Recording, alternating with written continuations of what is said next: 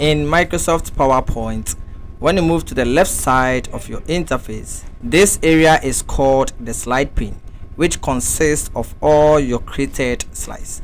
And when you click on any of these slides, you get its information or interface showcased to you in the slide area. So when I click on this, I have this showcased to me because I have selected this slide.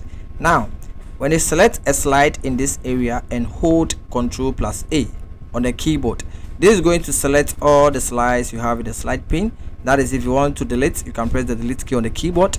If you want to undo, you can use Ctrl+Z on the keyboard. So anytime you select a single slide in the slide pane and hold Ctrl+A, this is going to select all the slides. If you click on a particular slide, then that particular slide is selected.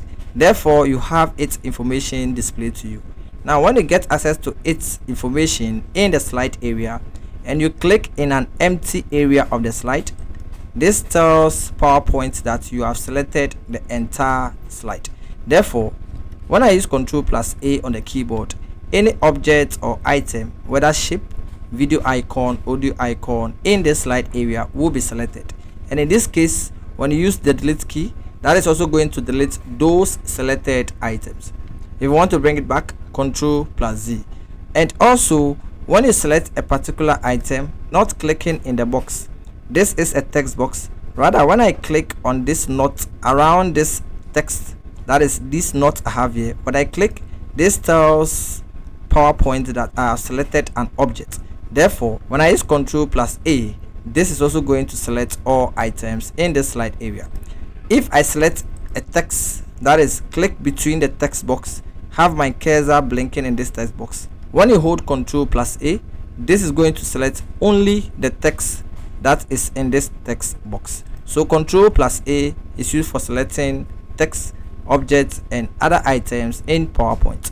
Now, if I click on this and hold Ctrl+A, this is going to select the text. And when I use Ctrl+B, this is going to bold this selected text. If I undo, rather, when I click on this text box, that is the knot around this text box, and use Ctrl+B, this is also going to bold this selected text. So Ctrl+B is used to bold a selected text in Microsoft PowerPoint. Now that this is selected, when I use Ctrl+C on the keyboard, this is going to copy this item into the clipboard of PowerPoint.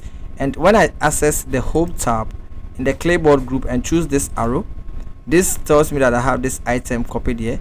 Therefore, if I click here and use Ctrl+V, this is going to paste this copied item into the slide area. So Ctrl+C is used to copy a selected text or object. It can be applied to shapes or pictures, images, or video icons in your slide area. If I select this particular object, this is a single object, Ctrl+C. If I use Ctrl+V, you can see that I have pasted this item here. Let me delete this. Now, when I select this item and use Ctrl+D on the keyboard, this duplicates this particular object, Ctrl+D. As you can see, I am duplicating the selected item. And as usual, this is applied to text boxes, shapes, video icons, or audio icons. When I select this arrow, Ctrl+D, you can see I have a duplicate of this. When I select this particular text box, click on the knot, Ctrl+D, this has also duplicate this text box. So Ctrl+D is a quick or smart way of duplicating or making a copy of a selected object. If I select this text box, that is the knot, or click between the text box and hold Ctrl+A on the keyboard. If I use Ctrl+E, this is going to center this selected text.